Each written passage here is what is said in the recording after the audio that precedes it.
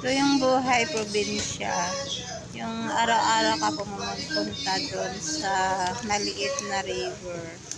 Kasi doon kami nagliligo, doon kami naglalaba. Araw-araw. Hinay lang. Yun yung buhay namin. Kahit malayo, kahit mahirap. Kasi yun yung Naking tubig, no? buhay Ay, bawa. Ay, dito sa bundok. Sobrang hirap, pero masaya.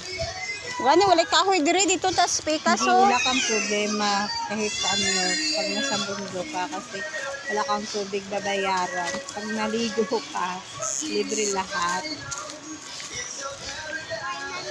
Libre yung tubig at saka fresh na fresh kasi walang chemicals. Yun lang.